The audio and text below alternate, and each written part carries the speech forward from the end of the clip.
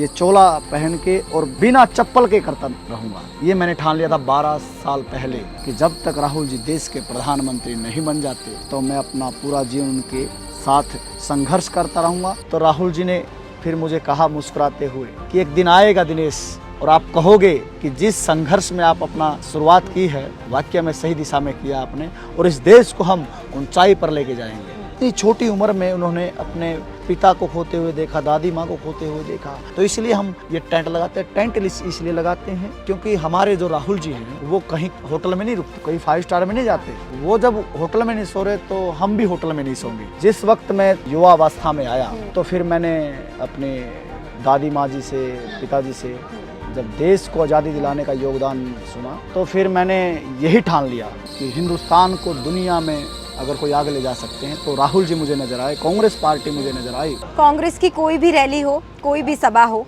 या फिर भारत जोड़ो यात्रा हो, या फिर भारत जोड़ो न्याय यात्रा हो, आपको एक शख्स हाथ में तिरंगा लिए हमेशा भागता नजर आएगा पूरे जोश के साथ।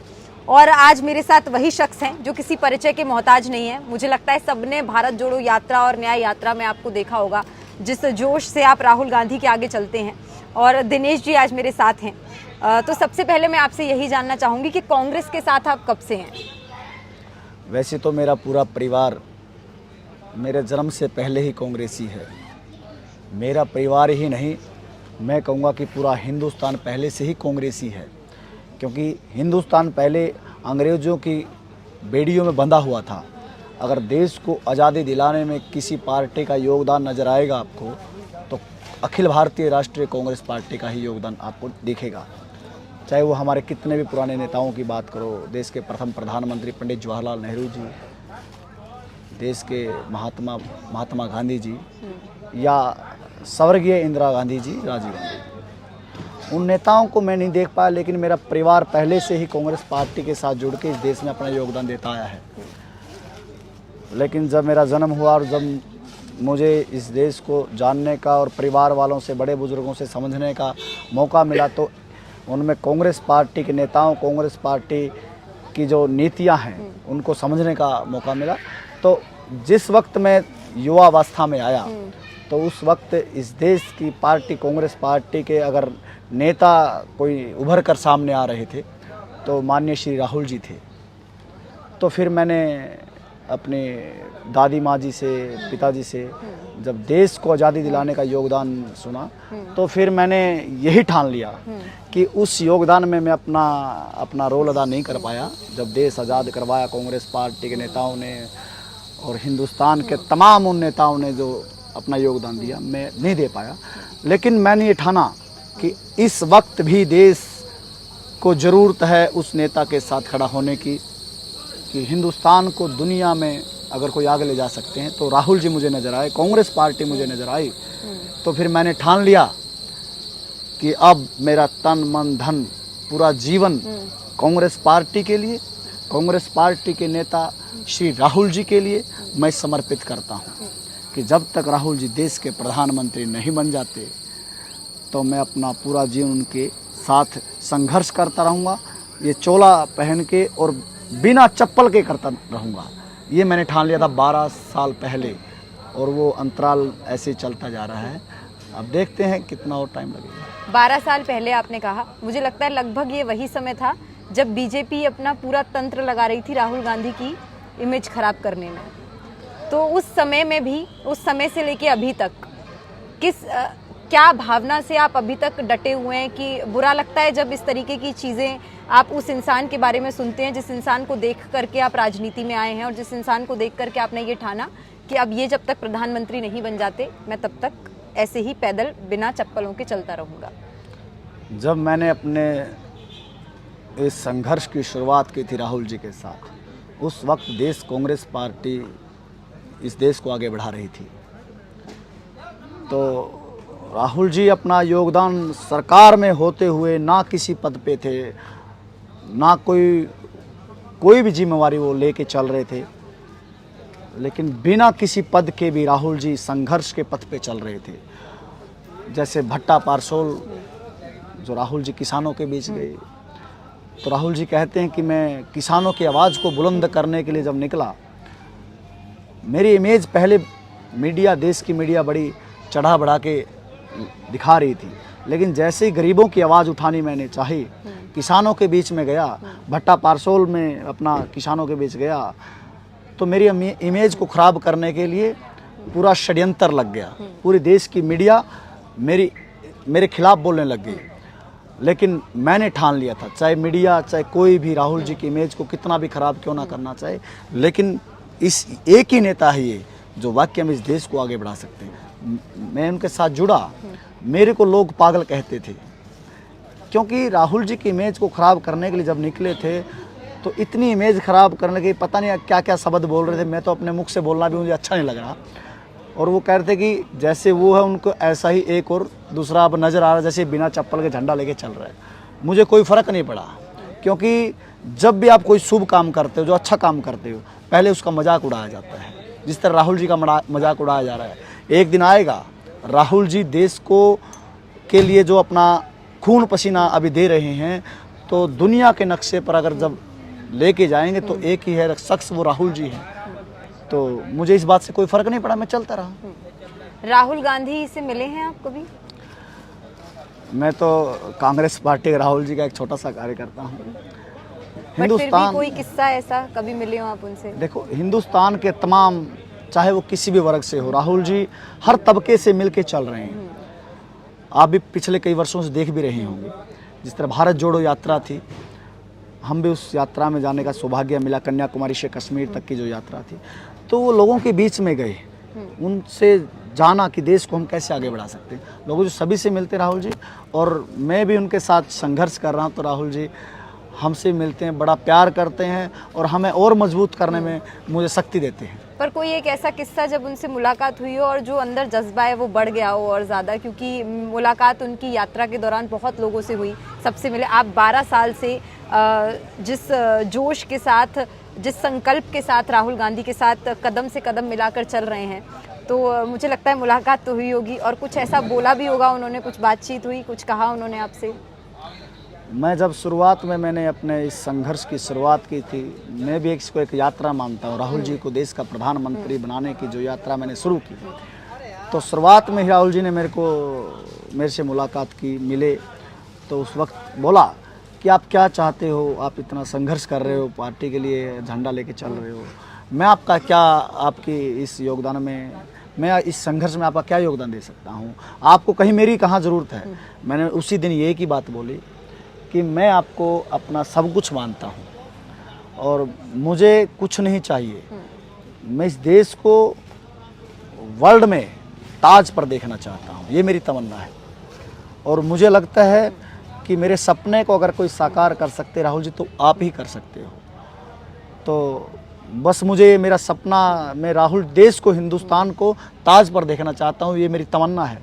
तो राहुल जी ने फिर मुझे कहा मुस्कुराते हुए कि एक दिन आएगा दिनेश, और आप कहोगे कि जिस संघर्ष में आप अपना शुरुआत की है, वाकई में सही दिशा में किया आपने, और इस देश को हम ऊंचाई पर लेके जाएंगे। घबराना नहीं है, डरना नहीं है, और जहाँ भी आपको मेरी ज़रूरत नज़र आए, मैं आपके साथ खड़ा हूँ। एक आवाज़ मुझे देना, आपसे पहले उस समस्या का समाधान करेंगे।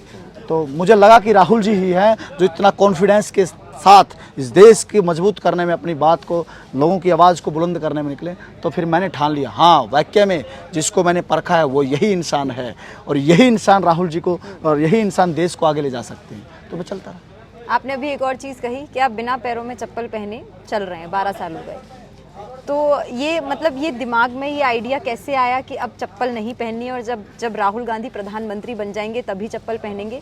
और तकलीफ कितनी होती है, क्योंकि आप बरसात, धूप, ठंड, हर मौसम में इसी तरीके से पैरों में बिना कुछ पहने चलते हैं।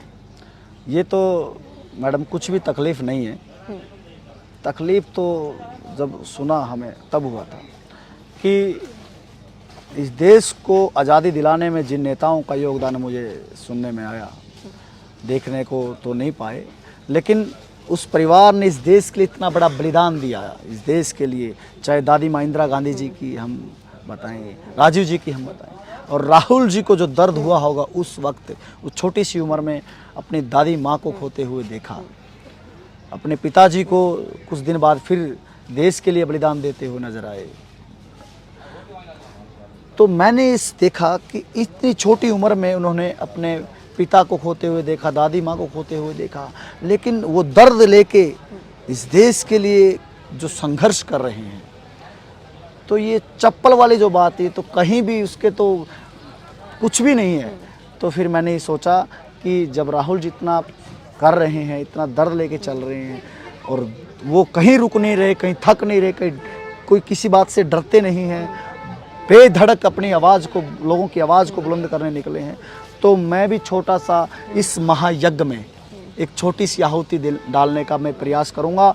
जिस तरह राहुल जी कहते हैं कि तपस्या, तो मैं भी छोटी सी उस तपस्या में अपना योगदान दे रहा हूं।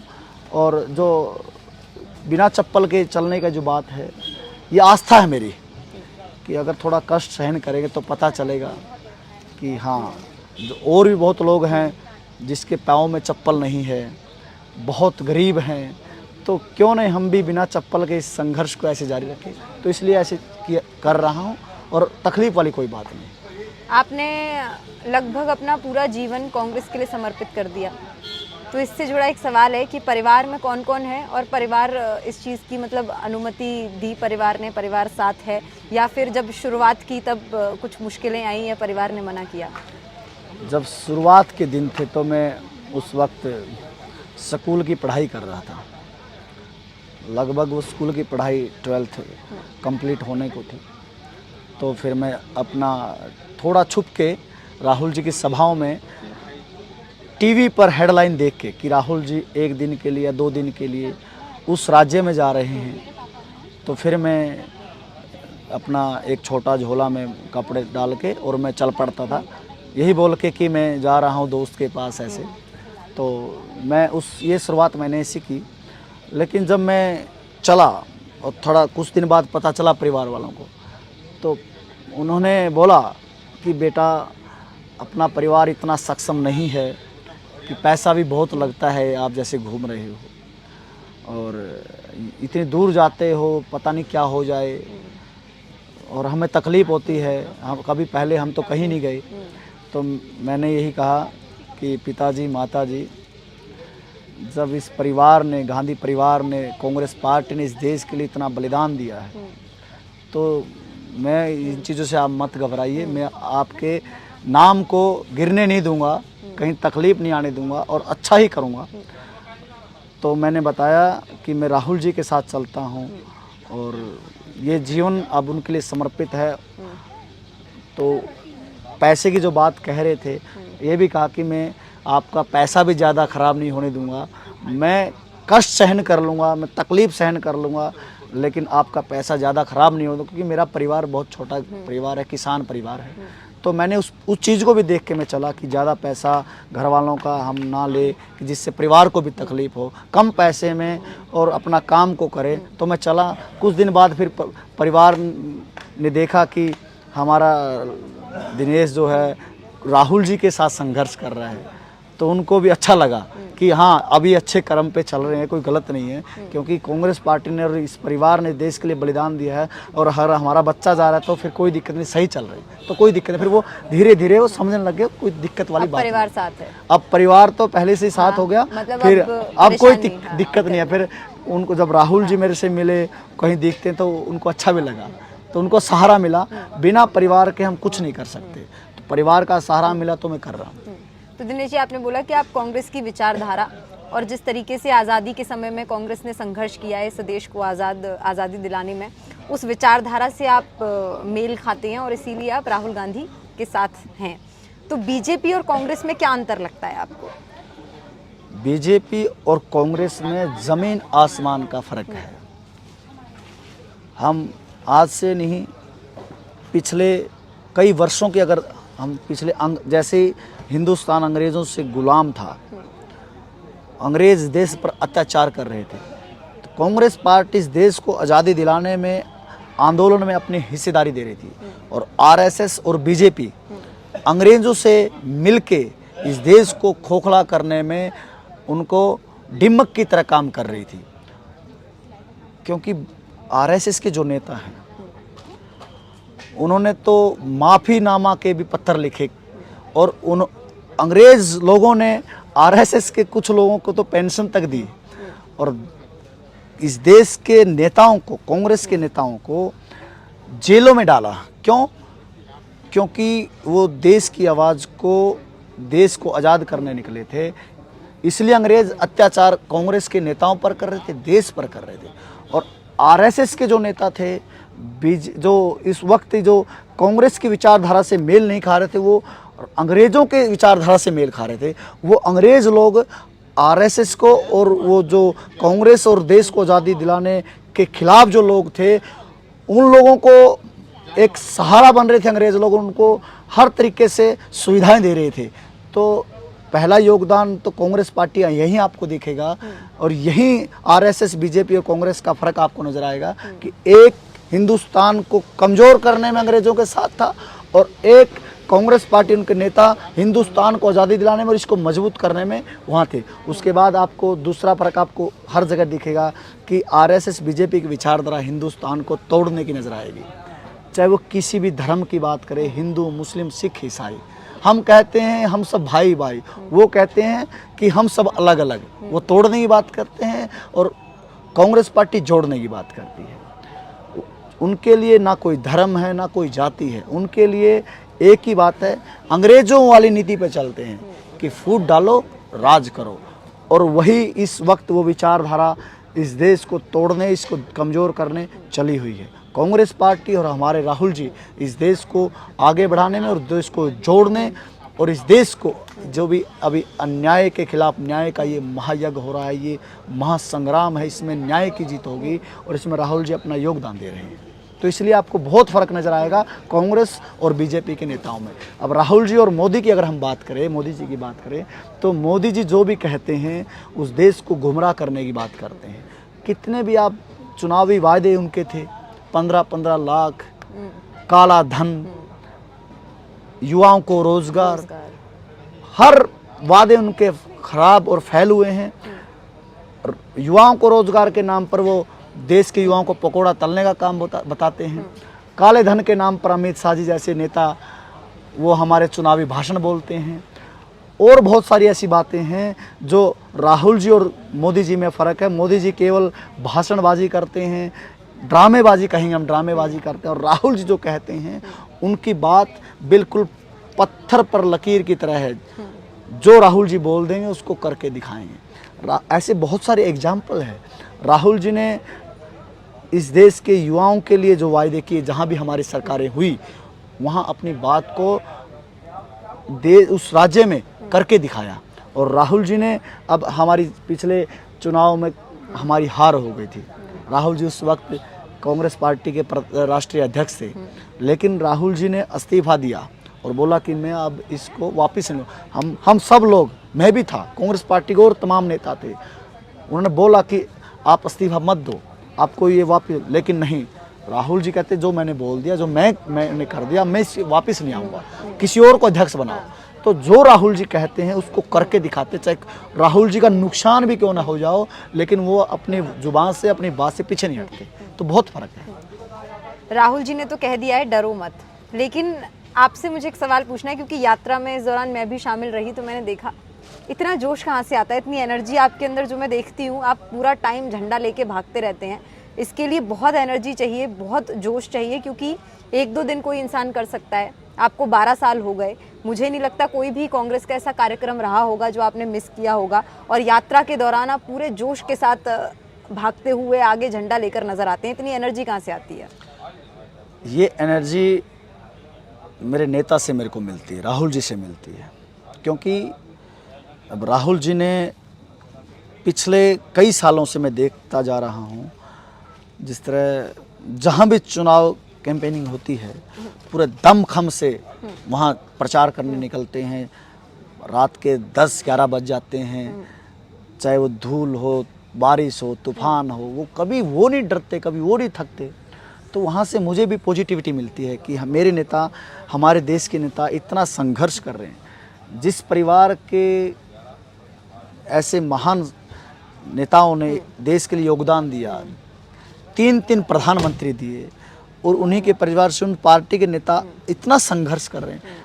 अगर आज किसी परिवार से कोई एक सरकारी नौकरी पे चला जाए, छोटा सा बिजनेसमैन हो जाए, वो आराम की ज़िंदगी जीता है, वो संघर्ष को भूल जाता है। लेकिन ऐसे परिवार में जन्म लिया राहुल जी ने, उसके बावजूद भी इतना संघर्ष कर रहे हैं, ये मुझे वहाँ से एनर्जी मिलती है।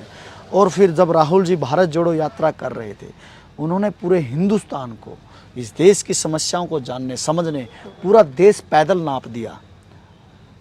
इतनी कड़ाके की ठंड में हाफ बाजू की टी शर्ट में पूरी यात्रा कर दी। तो वो वहाँ से हमें ये सीखने को मिलता है कि ऐसे शख्स और इतना समर्पित इस देश के लिए जो नेता हैं, वो नहीं थक रहे, वो नहीं कमज़ोर हो रहे। तो हम तो उनके बहुत छोटे हैं, उनके कार्यकर्ता, तो हमें भी वहीं से एनर्जी मिलती है और हमें कोई थकावट नहीं होती, कोई दिक्कत नहीं होती। कुछ ऐसे हैं हिंदुस्तान में शरारती तत्व, आरएसएस के जैसे लोग हैं, बीजेपी के लोग, जो बीच रास्ते में तकलीफ़ करते हैं, चोट पहुंचाने का काम करते हैं। लेकिन राहुल जी जिस तरह कहते हैं कि नफ़रत के बाज़ार में मोहब्बत की दुकान खोलनी, तो राहुल जी की उस बात को हम अमल करते हुए मुस्कुराकर हम निकल जाते हैं और कोई तकलीफ़ नहीं, हम चलते रहते हैं। इस बार यात्रा में आप अपनी गाड़ी लेकर आए हैं और आप अपना बाहर टेंट लगाकर रुकते हैं। और मैं दर्शकों को बता दूं कि अभी हम दिनेश जी के टेंट के बाहर ही बैठे हुए हैं। पूरा प्रोसेस होता है, मैंने देखा भी, बहुत रोज़ यही चीज़ करना, आकर के खाना बनाना, दिन में भी पूरा सामान हम अपना गाड़ी में लेके चलते हैं। ऐसा क्यों आप अंदर कैंप साइट पे जहाँ पे बाकी लोग रुकते हैं वहाँ क्यों नहीं रुके, या क्या वजह है इसके पीछे की? एक्चुअली में मैडम, ये जो यात्रा है, अब जिस तरह भारत जोड़ो यात्रा थी, उस भारत जोड़ो यात्रा में राहुल गांधी जी के साथ और भी बहुत ऐसे यात्री थे जो कन्याकुमारी से कश्मीर तक चलने के लिए पार्टी ने सिलेक्ट किया था, जो चलने में सक्षम थे। तो उन नेताओं को, उन कार्यकर्ताओं को, उन यात्रियों के लिए व्यवस्था की गई थी। तो मैं भी उनमें से एक छोटा सा यात्री था राहुल जी का भारत जोड़ो यात्रा में। तो मेरी भी व्यवस्था उसमें हुई थी और मैं कंटेनर में ही अंदर रहता था। तो लेकिन जो ये यात्रा है, ये भारत जोड़ो न्याय यात्रा, ये हाइब्रिड यात्रा है। इसमें हमारे योद्धा राहुल जी हैं, इसमें कोई ज़्यादा यात्री नहीं है। स्टेट वाइज जहाँ भी राहुल जी की यात्रा पहुँचती है वहाँ आ जाते हैं और फिर वो अपने घर चले जाते हैं। तो इसमें ज़्यादा व्यवस्था नहीं की गई है। तो मैं पहले से ठान के आया था कि चाहे व्यवस्था हो या ना हो, हमें राहुल जी की इस यात्रा में पूरा योगदान देंगे। हम अपनी गाड़ी लेके जाएंगे, क्योंकि यात्रा गाड़ी से हो रही है और पूरा गाड़ी में टेंट, सब खाना पीना और सर्दी में ब्लैंकेट वगैरह सब हम रखते हैं। तो इस वजह से मैं ये कर रहा हूँ। और एक दूसरा रीज़न ये है कि एक मेरे लिए तो व्यवस्था पार्टी के नेता और हमारे जो ये कर रहे हैं वो कर रहे थे कि आप चल रहे हो, आपके लिए हम अंदर व्यवस्था कर रहे हैं, आप आ जाओ। लेकिन मेरे साथ और 3 लोग हैं जो वो भी राहुल जी के साथ इस भारत जोड़ो न्याय यात्रा में साथ में चल रहे हैं, संघर्ष कर रहे हैं। तो फिर मुझे अच्छा नहीं लगा कि मैं अपनी खुद की व्यवस्था तो अंदर करवा लूँ और ये और 3 लोगों को मैं बाहर छोड़ दूँ। तो फिर मैंने यही कहा कि मैं आपसे माफ़ी चाहता हूँ कि मैं अंदर नहीं रह पाऊँगा और हम यात्रा ज़रूर करेंगे। यात्रा में कहीं हम रुकेंगे नहीं, बाधाएं आएंगी, तकलीफ होंगी, लेकिन उसको सहन करके हम चलते रहेंगे। तो इसलिए हम ये टेंट लगाते हैं। टेंट इसलिए लगाते हैं क्योंकि हमारे जो राहुल जी हैं वो कहीं होटल में नहीं रुकते, कोई 5 स्टार में नहीं जाते, वो संघर्ष करते, यात्रा करते हैं और वो एक छोटी सी जो उनकी एक बेड का कंटेनर है उसमें सोते हैं। तो वो जब होटल में नहीं सो रहे तो हम भी होटल में नहीं सोंगे। तो इसलिए हम होटल में नहीं सोते हैं, कैंप के पास में हम अपना टेंट लगा लेते हैं। सुबह हम ऐसे ही कई नल हो वहाँ नहा लेते हैं और ये इसमें अपना योगदान दे रहे हैं। और हम खुद खाना बनाते हैं, क्योंकि फिर खाना ढूंढने में इतना टाइम वेस्ट होता है। पहले से हम प्लान करते हैं कि आज ये बनाएंगे, और जिस तरह भी शाम का टाइम है तो अभी हम शाम को दूध पी के सो जाते हैं, दोपहर को हम खाना खा लेते हैं। आज आप लोग आए हो, अच्छा लगा, तो हम खीर बना रहे हैं, आपको भी खिलाएंगे। आप 12 साल से कांग्रेस के साथ हैं और अब राहुल गांधी न्याय यात्रा कर रहे हैं, भारत जोड़ो यात्रा भी की। तो मैं बस एक मैसेज चाहूँगी, आप युवा हैं, इस देश के युवाओं को, बाकी लोगों को, कि ये न्याय यात्रा में किस तरीके से शामिल हो और क्यों इस न्याय यात्रा की ज़रूरत है, एक मैसेज दे दीजिए। मैं तो जो भी इस वीडियो को देख पा रहा है, जो सुन पा रहा है, ये जो भारत जोड़ो न्याय यात्रा है, अगर हम कुछ वक्त पहले पीछे जाएं कि जिस तरह भारत जोड़ो यात्रा थी, उस भारत जोड़ो यात्रा में नफ़रत क्यों फैली, नफ़रत के बाज़ार में मोहब्बत की दुकान खोलने की ज़रूरत क्यों पड़ी। नफ़रत फैली है कि हिंदुस्तान में अन्याय हो रहा है, तो इसलिए इस यात्रा में भारत जोड़ो न्याय शब्द जोड़ दिया गया है। वो अन्याय क्या क्या हो रहा है, जिस तरह सामाजिक न्याय है, किसान न्याय है, नारी न्याय है, युवा न्याय है, ऐसे हमारे न्याय है, 5 अन्याय जो खिलाफ हम राहुल जी न्याय की बात कर रहे हैं, सभी क्षेत्र में अन्याय हो रहा है। और वो अन्याय अकेले राहुल जी के साथ नहीं हो रहा, वो पूरे हिंदुस्तान के साथ अन्याय हो रहा है। राहुल जी ने एक बेड़ा उठाया है और ये जंग, ये आंदोलन अकेले राहुल जी नहीं जीत सकते, पूरे देश के युवाओं को साथ आना होगा, देश की माता बहनों को साथ आना होगा, देश के किसानों को साथ आना होगा, देश के जितने भी, जिसके साथ भी अन्याय हो रहा है, सभी को इस न्याय यात्रा में अपनी भागीदारी देनी होगी।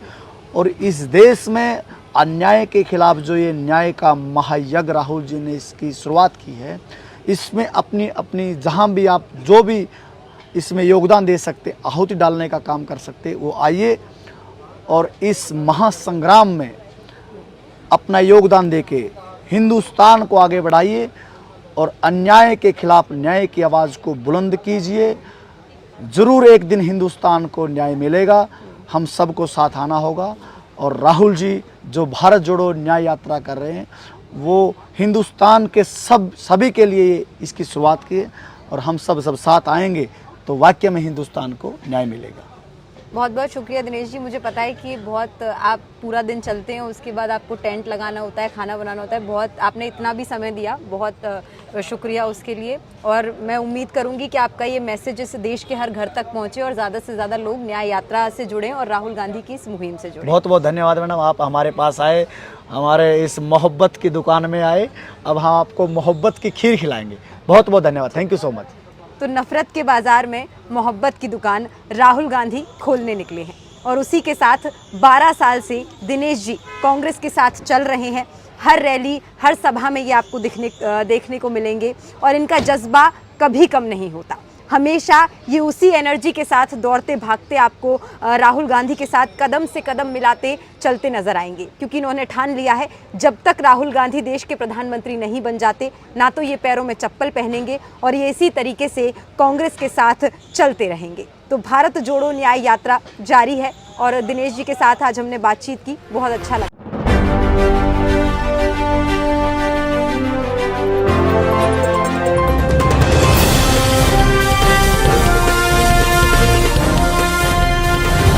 आमची मुंबई 24/7 सबसे पहले, झूठ से आगे, हर सच आपके सामने।